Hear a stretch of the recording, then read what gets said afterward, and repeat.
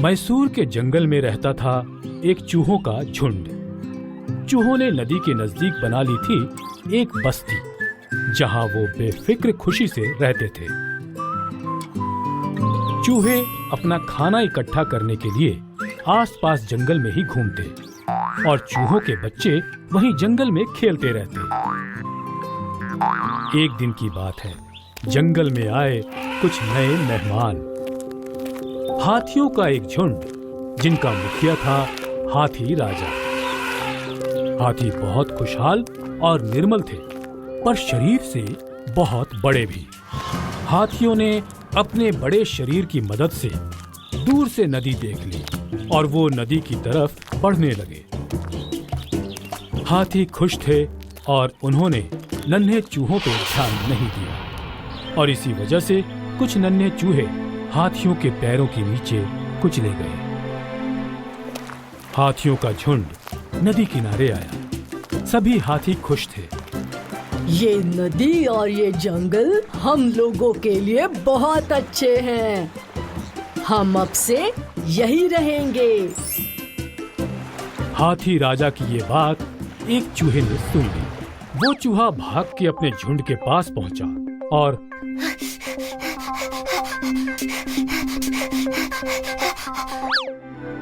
दोस्तों, बुरी खबर है। हाथियों ने फैसला लिया है कि वो यही रहेंगे। अरे नहीं, आज इन हाथियों की वजह से हमारे कुछ बच्चे मर गए। और अगर ये हाथी यही रहे तो हम में से कोई नहीं बचेगा। नहीं, ऐसा नहीं होगा। जंगल बहुत बड़ा है। हमें हाथियों से बात करनी चाहिए। शायद कोई मार्ग निकल आए। पर अगर हाथियों ने हम पर हमला किया तो? लेकिन हमें एक बार बात जरूर करनी चाहिए। ऐसा बोल के वो चूहा एक और चूहे के साथ निकल पड़ता है। अब दोनों चूहे नदी के पास पहुंच गए। हाथी राजा नदी के पास अपने परिवार के साथ बैठे थे। चलो, हम उनसे बात करते हैं। पर उनका ध्यान हमारे पास आएगा कैसे? वो देखो, वहाँ एक शंख है। दोनों चूहे शंख तक पहुंचकर शंख बजाते हैं और शंख की आवाज सुन के हाथी राजा का ध्यान उनकी तरफ आता है। चूहे भाई, क्या हुआ? आप शंख क्यों बजा रहे हो? हम आपसे बात करना चाहते थे, पर आपका ध्यान हम पर नहीं आ रहा था, इसलिए शंख बजाया। बोलिए, क्या बोलना है आपको? हाथी राजा, आप बहुत बड़े और शक्तिशाली हैं, पर हम लोग यहाँ बरसों से रहते आए हैं।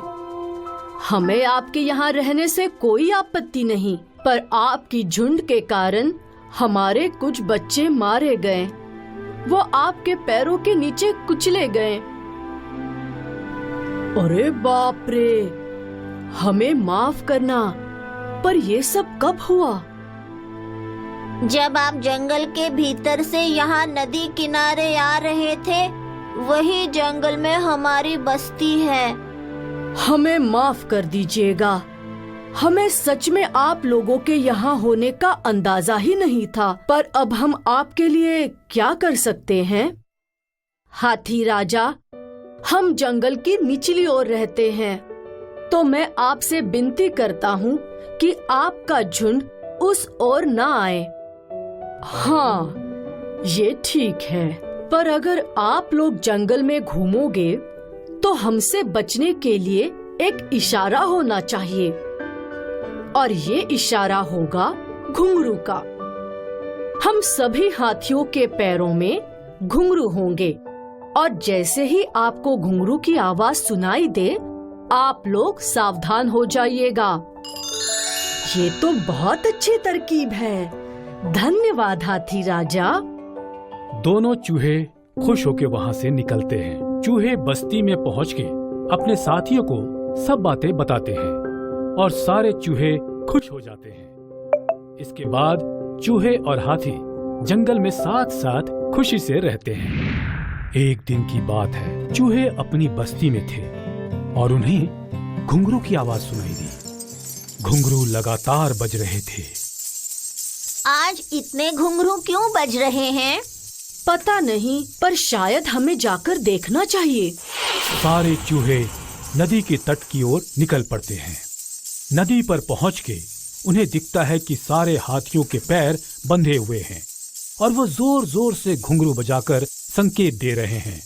और वहां 2 शिकारी हैं जिनके हाथों में बंदूक है। शिकारियों को देख चूहों का झुंड उन पे हमला कर देता है और जल्द ही शिकारी वहां से भाग जाते हैं।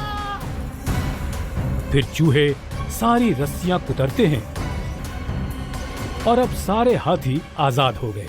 शुक्रिया चूहे भाई, आपने हमारी जान बचाई।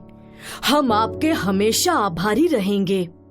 हाथियों ने चूहों को शुक्रिया बोला और इसके बाद हाथियों की और चूहों की दोस्ती और मजबूत हो गई। इसलिए कहते हैं, जो बोओगे वही पाओगे। हाथी राजा ने नन्हे चूहों की जान बचाई और चूहों ने हाथियों के झुंड की।